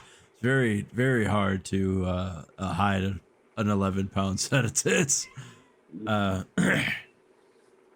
So they went to the gathering, and I ended up going to the gathering late. I got there the night before the last day. So I missed out on this whole fucking process. But yeah, apparently they got passed around, and all the boys fucking had their turn with that broad. And then it got thrown into the dirty fucking grass. And there it sat, just these dirty fucked set of tits. Disgusting, right? And these tits were seen by another random gatherer, and their eyes lit up. And they went to the camp and they asked, "Can I have those?" And camp, they obliged. They said, "Sure, you can have them." And it made this guy's fucking day. He picked them nasty, dirty, fucked titties, but like didn't with the utmost like joy. Yeah, joy, elation. You know, mm-hmm. Wild. And I'm sure he went and I don't think he. It would be. I would love to think that he is a romantic, and maybe he gently washed those titties before he decided to fuck them himself. But it's the gathering, and he just picked some dirty fuck titties up off the ground. He's going to fuck them dirty titties. I would hope that he's dirty. Clean them really fucking good first. I think he got our sloppy fucking eighths. The way that he picked it up though, and like not all like trying to he picked them up with love, and they were touching him very fucking much. It's just he may have just straight up fucked them. I don't know. He had a sip. He took a sip. Ugh. The video of Zach trying to clean those titties and going and then giving up, and then seeing me recording and then going from like laughing to just pure hatred, you know, just like that video has gotten me through this year, man, like so hard, man. Like anytime I watch that shit, man, I laugh my ass off. I can't be in a bad mood after watching that shit. Dude, yeah, The Gathering has it's a masterpiece. It's full of my best moments in life, I feel like. Yeah, definitely. Many highlights. Leading up to this point, it has to be the best moments of my last few years. I mean, most of the best moments, right? Mm-hmm. I had great moments with having kids. Yeah, I had great moments with my family too, but I don't want to seem fucking harsh, but those ones are even hard. It's up there. It's like new kid's birth, gathering, the dude that shot that fucking firework out of his butthole, and then chugged a beer, and then fucking took a shit on the ground, and then another ninja went and bit the shit, and then he threw up, and then somebody drank the throw up. And then another firework got shot into somebody's ass, and just what the fuck? It's like a fever dream. It's like a 5. And all this shit's constantly fucking happening. So there's a good chance you're going to be part of the action too at some point. And I've heard some pretty cool stories from them. You know, like they go further up in the audience and shit. I don't want to get soda on me. I already feel fucking dirty. Oh, I go into that shit. Yeah, see, like they go up there and they see the craziest shit. They've had some crazy experiences. I definitely had some very memorable fucking experiences. Well, you also with the squirt gun and all that shit. Like I get out there and have fun. You can't get too close when the fucking big ass bass is booming and shit. Yeah, my hearing, especially when ICP is playing, man, they crank that shit, man. That's not your fault. Can't handle it. No, it is my fault. I did that shit to myself. But you understand that, but like it literally fucking hurts. So if it hurts, it's like nobody can judge you for it because. Yeah, my ears are delicate, man. That's an experience in itself that I think very few people have had, man. Because that during the gathering, a lot of the times your neighbors, they're home. Even though there's shows and shit going up on stage, they're there at their campsite, you know, chilling, or some of them are, or whatever. And but for ICP, everybody clears the fuck out. Yep. None of your neighbors are home. Everybody's up there at the stage. Yep. But when I was there, like, I swear, like, I was always able to handle, like, be up front for, or close or whatever for any of the artists and shit. But when ICP came on, it was one particular year. It was so fucking bad. When ICP came on, that shit was, it's like it was at a 2, the whole event, and they cranked it up to 10 for fucking ICP. And like my shit, like it's not even that it hurts. It does hurt. It hurts like a motherfucker, but it's also like doing a lot of damage. Like my shit's really delicate, my inner ear. So like if I were to just like tough it out and stand there, like afterwards, my hearing it permanently like so fucked. So it already is like pretty damn fucked for me. Just like going to concerts and shit, even with it like that, you know. It's like that, though, because of one serious fucking trauma that I put myself through, you know, just being reckless and fucking stupid. You know, I didn't have my hearing protection on at the gun range. I didn't have it on right. I had my beanie on, and then I had my hearing protection on over the beanie. So, like, sound was still able to get in, and there was a guy who was shooting a fucking sawn-off shotgun. And that shit is extremely, extremely fucking loud. And even though he was to my left, my right ear is the one that got fucked because the you know, his barrel was sticking out, or what was left of his fucking barrel was sticking out, and fucking, you know, it was bouncing off that partition to my right and then going into my right ear. So, yeah, but that shit's super fucked. You know, I got horrible tinnitus. I'm deaf as fuck in that ear. And my left ear didn't get out of that shit unscathed either. It's kind of fucked. Speaking of firearms, how are you prepared for conflicts? My rifle's all upgraded and shit. If I really wanted to, I put the Titan 2. How's it shooting? Shit. Fucking fantastic. Dude, that pre-cocking shit, you know, like nothing beats that. That's how you get the same fucking powered shot every time. You know, that cycle stops at the exact fucking moment, and it's cool as hell how it does it. You know, it's just like it takes its measurement shots. You know, first few shots are off, but then like it's right on there after that. You know, it's just like it's that shit. It sends that perfect amount of voltage, and well, you got the same thing, right? You got a trigger MOSFET? Yep. Yeah. The Navrich I got came with like a basic one. And then my ICS is the one that I upgraded to the nice Perrin trigger MOSFET. And then I put that additional clicker unit in, whereas like it makes that click. Cool. I like that thing.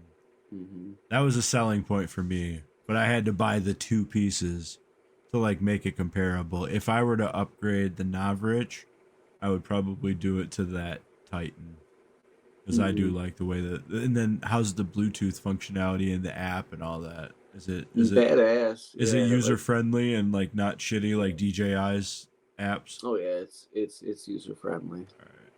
I haven't had any issues with it. Yeah, got the gun all upgraded, shooting good. I might clean out my mags, and I do that every year, so I'm gonna do that. I'll probably do that over this weekend, and re-stretch the springs. I got to do that too every year. We're still planning on doing Coalition, right? Green Team, yeah. Okay. Yeah. Yeah, I gotta because we can't change our minds, can we?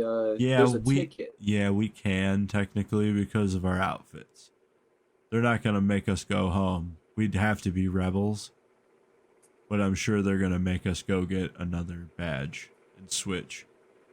Like if we didn't have the right BDUs, or didn't bring any at all, and our shit wasn't. I mean, it's hard to say because I've seen them have people that are clearly civilian that are playing Green Team. So I don't know. I hate it too, but I'm pretty sure that once everybody gets there, they just kind of get a little relaxed with the rules because they're not trying to send anybody home or let they it don't in. want to send anybody home. And then they have to keep it balanced, so they can't just send everybody to the rebels. So they're not going to be able to keep a balance this year, man. There's way more coalition than rebels. yeah, I got to get some new BDUs. My other shit's way too big, so I gotta. I don't. Way too big. So I'm just gonna get new shit. I was thinking about going to look at like Goodwill or local, because even the local military supplies surplus store is far as fuck. It's that one that I think we went to together, right? I think I heard of one in Elgin. I mean, I guess that would still be kind of a cruise for you. Hour, because that's what it was to Stables out by Elgin. An hour. Yeah, I would have to guess like that. Because Elgin's close to me. Okay. I don't know. I might even do that, but that fuck, man, BDUs are expensive. Yeah, and if you're gonna pay an astronomical price, I may as well just buy them new. You know, it doesn't make sense for me to buy a $35 for a used pair or $46 for a new pair. I'll pay the $11 extra to get the new shit. You know, if I can get it for 10, 12, $20 or something used, I'll do that. Not if it's only a $10 discount. Have you ever looked on like Facebook Marketplace or anything for BDUs? Not really. No, I've never looked on Facebook for anything clothes related. Oh yeah, I guess that would be weird. I'm sure they have it, but I've just never looked at it. I don't know. Used clothes kind of does seem kind of icky the more I think about it. Even army surplus shit, like that seems even worse because it was like some nasty motherfucker that was in the military wearing this shit. And like I hear how nasty some of them motherfuckers are, and I've heard stories of like when you're off on like when you're not on duty but on deployment, and you're out in fucking Iraq and Afghanistan and shit, and hygiene is not A1. I wouldn't think so. No, probably be sweaty, stinky for a while. Crusty ass fucking nuts. And people who wear BDUs and shit, you know, just for fashion, usually dirty, scummy fucking people who probably wear them for like days straight and shit. Yep. Even airsofters, even airsofters though, they don't fucking wash that shit like that. I know some people that are very clean, but most people are fucking covered in salt, dried, sweaty salt, fucking crusty, stink like fucking pits. Terrible. Not piss, at least. I've never been by an airsofter that smelled like shit like piss. or piss. No. It's always armpits and sweat. Yeah. And it's fucking disgusting. Yeah. And because it gets in your gear. And then once it gets in your gear, it's hard to get out because not all that shit's machine washable. Right. So you really got it. A lot of that too is their gear, you know, like because they don't wash their shit. You know, that's like the last 3 airsoft events that they fucking been to, all soaked into that shit. Can you imagine if you threw that shit, like if they threw it into a trunk or something like that, like one of those like Rubbermaid bins or something like that, and you crack the fucking seal on that boy? I mean, I've been there. I've had my gear stinking really fucking bad, but I'm not gonna put it on. You know, one of those things is my shamag that I wrap around my face and shit. You know, like I'm not about to wrap some stinky shit around my face. Everything gets washed. Everything gets washed at that point. But I really don't sweat as much as, you know, like the average person does, and it takes, you know, a higher temperature to really like get me sweating than most people. So like it's not too crazy. So like sometimes I can go out airsofting 2-3 times with the same shit without having to wash it each fucking time. But after like 3, that's it. You know, that shit's just nasty after that. From being outside too, you know, like it's the outside stale ass smell. And like when you breathe, your hot breath creates like a water vapor of breath spot, you know. Yeah, and then putting that shit away in a bag, wet, you know, like still with like moisture and shit on it, like it stays moist nice and long, you know, lots of bacteria and shit grows and it just gets stinky. When I used to rock the Shemai, I remember the one time, it was one conflict. It got so sweaty and gross that when I got home, I washed it with heavy detergent, and it left too much fragrant smell on it. So the next time I was airsofting with it, it was just choking me out because I was just like fucking floral scent in my fucking mouth mixed with fabric softener. So that's like I have to wash my BDUs in a gentle scent or like just water because I can't walk around. I don't know. I don't like smelling like fucking fabric softener when I'm going through the woods and I'm going through abandoned buildings and shit. I don't want to smell. I don't want to smell neutral. I don't want to smell like fucking pits. I just want to smell neutral. I don't want to smell fragrance. Because I like to be able to smell the smoke grenades. I like to be able to smell the environment when I like all my senses to be engaged in the gameplay. And I definitely don't like douse myself in perfume or anything like that before a fucking airsoft game. You know, I at least put my deodorant on, you know, but that's it. I don't even like putting on cologne at work. Like if I'm going to work and I have to like be standing in that same smell all day, like I can't. Like some people will put that shit on so heavy that like I'll get sick smelling another motherfucker. Yeah. I don't know, man. Everybody's got their levels. I top out at 4 sprays. That's it. 1, 2, 3, 4. That's fucking enough. You know? Bro, have you seen there's people that layer scents?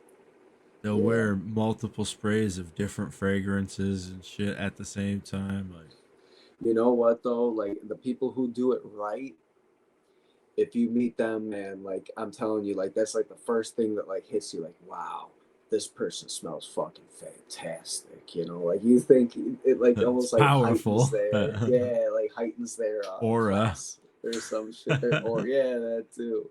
You know, it's just it can be done right, but the people who just, you know, put on expensive fucking cologne, you know, there's just way too fucking much of it, you know, like it's not appealing. It just fucking chokes people out. Yeah, you're wearing a bunch of cheap cologne, dressed in fucking clothes cheap is worse, Burlington Coat Factory and shit. Like, yeah, there's nothing tackier than that for sure. But yeah, I told you all about that story when I was going into that computer room at work to do some shit that I had to do every week, and there was a dude walking out who had tons of perfume. I was like, oh shit, man, he's fucking loaded up with perfume. And then I sat down in the same chair that he was in, and then after like I did my thing and got up and stuff, I started smelling fucking like BO, like horrible ass fucking smell, and it kept following me, you know, everywhere I go. I kept smelling it. I was like, is it like stuck in my nose or some shit? No, it came off of the chair, off of him. You know, like that was the smell that he was masking with his fucking perfume, you know? Yeah. And man, you know, like people take care of your shit. You know, perfume is not the fucking answer. You know, clean yourself, clean your clothes. The smell of pits is bad. But the smell of unwashed ass is fucking pretty rough. There was a friend of mine, like I don't want to say friend. He was more of just a coworker that I did say what's up to a few times. Had a few brief conversations with, but I kind of did fade off after this moment. We were like, I worked on a 4-floor warehouse, so like kind of like your pick mods, where you have to walk upstairs to go to the different areas. And dude was walking up the stairs right in front of me, and like he was one of those dudes who wore heavy cologne and shit. He was walking up the stairs in front of me, and I smelled nothing but straight ass, bro. And it was like bad, like just like he didn't wash all the shit out of his ass. Like it was straight butt, dude. And that sucks. I can't. You know what? That's one of those crazy parts of life, man. Like, it's something you do every single day of your life, but most adults get worse at it as they get older. Wiping your ass. You know, it's just like they fucking, so many bathrooms that I've been in that get cleaned on a regular basis, you know, like a day after it gets cleaned. Shit all over the fucking seat, all over the back, like their ass exploded in there, you know? And like I work with these people. It's not like it's an old man. It's not like it's a little kid. You know, there's no little kids, no old men in this fucking place. No, it's just people who fucking, like, it's gotta be their diet or something. Their diet and just all these fucking vegans. Bad wiping habits and shit, man. It's just it's disgusting. And so like there have been times where like I didn't wash the seat good enough. You know, sometimes like there's no soap in the bathroom or some shit like that, you know, because my usual routine when I shit at like a public bathroom is I'll grab some toilet paper, I'll grab some soap from the soap wash dispenser and shit like that, and I'll wash the fucking seat. I don't like making the whole fucking paper cover thing, you know, it's tedious, it sticks to your ass. But those things suck. Yeah, so I wash the seat really fucking good. And sometimes that's not available. So there have been times I've just sat on the seat, you know, able to wipe it with fucking paper, with toilet paper, but no soap, no water or anything. And then afterwards, you know, I'll do my business and everything, wipe my ass and stuff like that. But then that ass smell fucking sticks to me. It's because people be getting shit all over their fucking ass cheeks, you know, not wiping right. And then later on in the day, they fucking sit on another toilet, take another fucking wild ass shit, and then all that gets fucking pressed onto the fucking toilet seat, man. These people, I can never understand them. There have been times that I'm sick and I got diarrhea and stuff like that. And it's been like a violent fucking disbursement. Sure. But, you know, and I've seen it coat the back of the toilet seat and all that shit. But for these people, that's on the reg, man. That's like, and it's like stickier and you can't flush it. You can't pee it off and you can't flush it down. Yeah, no. Like that's just, it stays there and then it hardens. And it's, you know, like it's just waiting for that poor guy who's got to clean the fucking toilets. Hey, and what's fucked up is that shit hardens quick. Because like if you don't brush that shit right away, like the brush won't even get it off. You gotta get the fucking put the cleaner on and let that sit for a minute, and then get the brush. It's bad, bro. Yeah, I call it spackle when you spackle the fucking toilet. Yeah, but you know, like there's no morbidly obese people or anything like that. It's just like whoever this person is, you know, who just. Or people, you know, I think it's more than one usually, and it's every workplace I've ever been in. You know, it's not like it's just this one guy. No, and it don't so many men. It don't have to be. Oh, bro, look. So when I used to work on the barges, like most of my crew was like your typical like Hispanic laborer crew. You know what I mean? Varying age from 19 to like 40.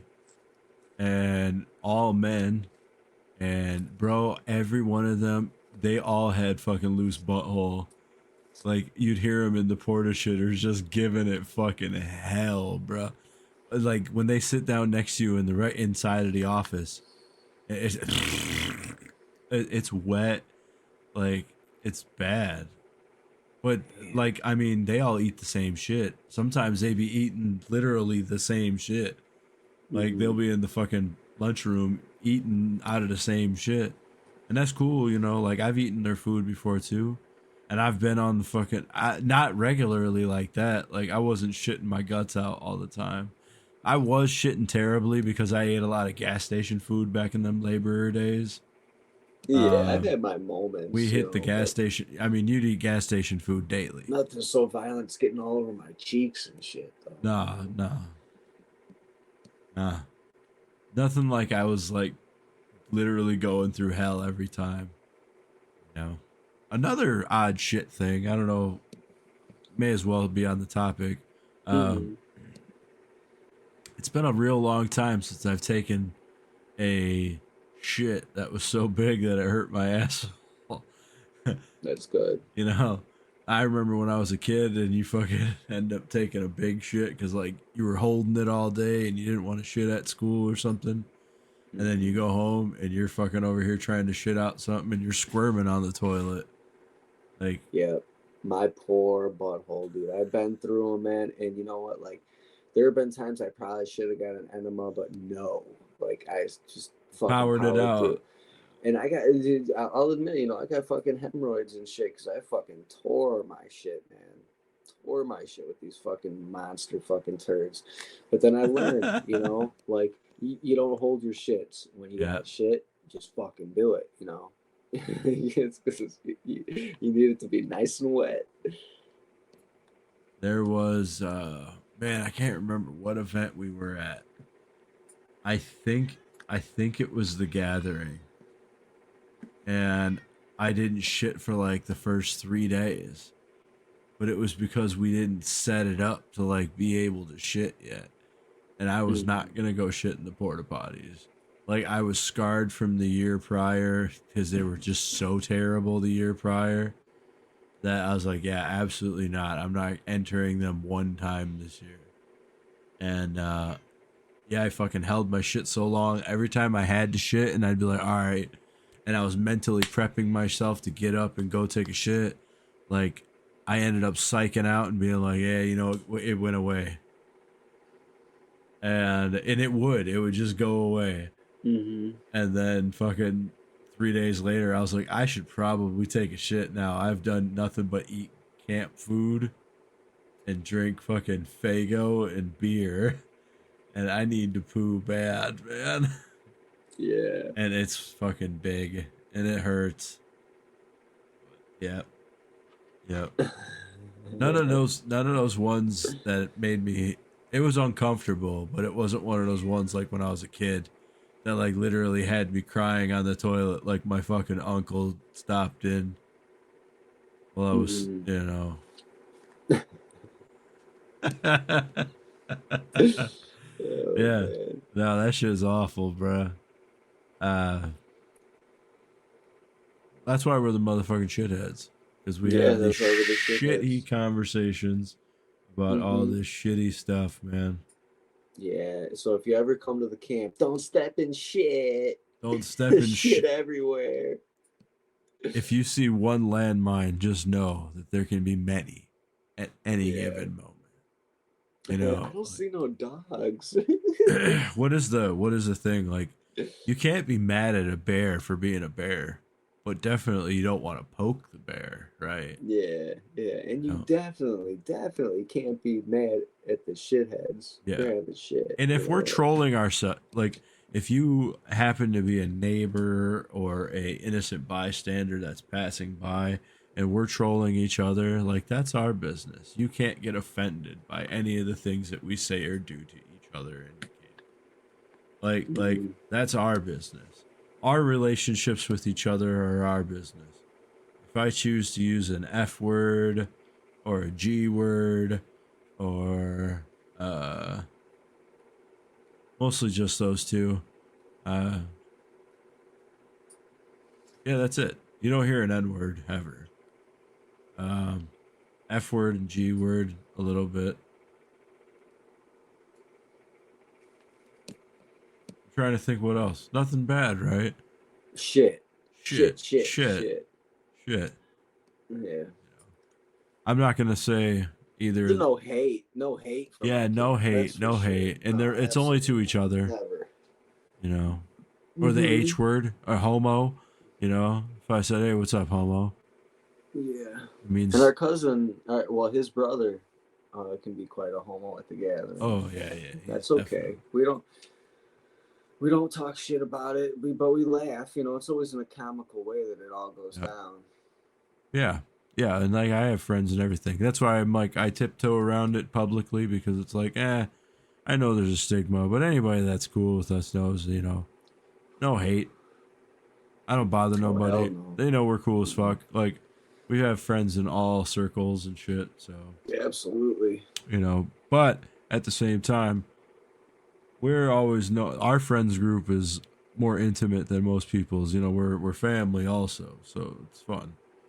You know, we got enough intimacy to where we don't have to have a filter with each other at all, and we can just have fun. And comedy can be comedy, and feelings can be set aside for the purpose of comedy.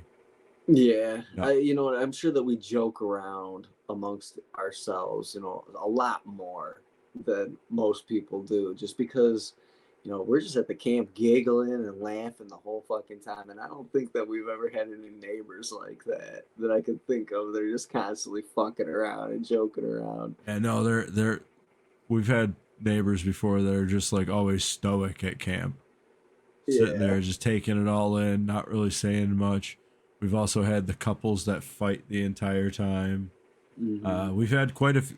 We've not had any camp that's been like, man, you guys fucking suck, we're moving away. Like, most of the time, we always have our neighbors come through, kicking it with us, trying, you know, like we're always hanging out with the neighbors, sharing food and stuff. So we're not standoffish by far. No. We might have a poop flag in our front yard this year, but very cool. That doesn't mean like don't come around. That's just our thing. And don't steal it, because we're not playing the fucking pirate game of steal the flag, because, well, unless our camp wants to be involved with that. But I just feel like that's a dangerous game, man.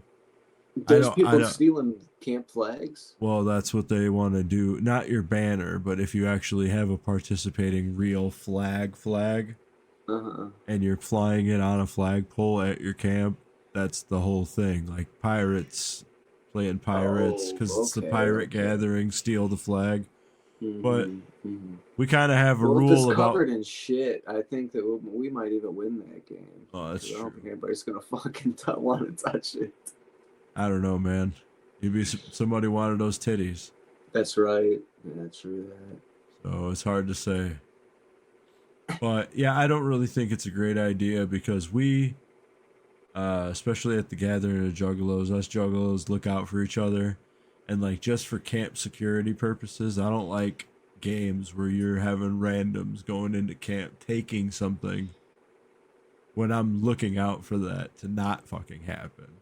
You know what I'm saying? Like I don't think that's a good idea. And especially when somebody's on drugs, they might even forget that game's going on. And they just might be like, "Hey, bro, what the fuck are you doing?" You know, like, and you're responding to a robbery. If they take it and run, I'm sure that it's part of the game too, that you can run and stop them. Yeah, yeah, you can. You might tackle them or fucking like get into a big battle, or somebody gets knocked in the face with some shit. Yeah.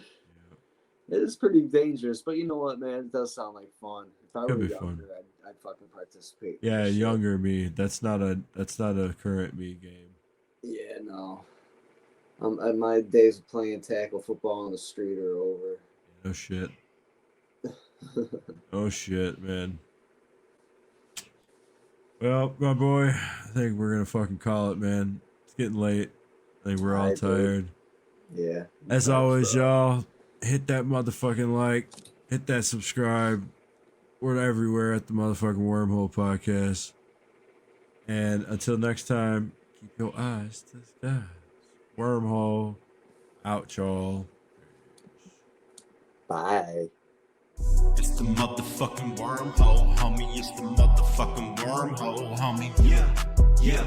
It's the motherfucking wormhole, homie. It's the motherfucking wormhole, homie. Yeah.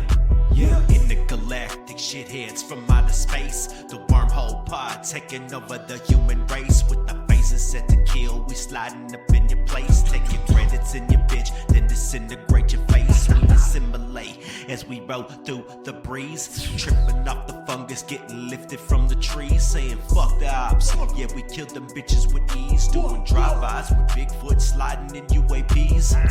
It's the motherfucking wormhole, homie. It's the motherfucking wormhole, homie. Yeah. It's the motherfucking wormhole, homie. It's the motherfucking wormhole, homie. Yeah.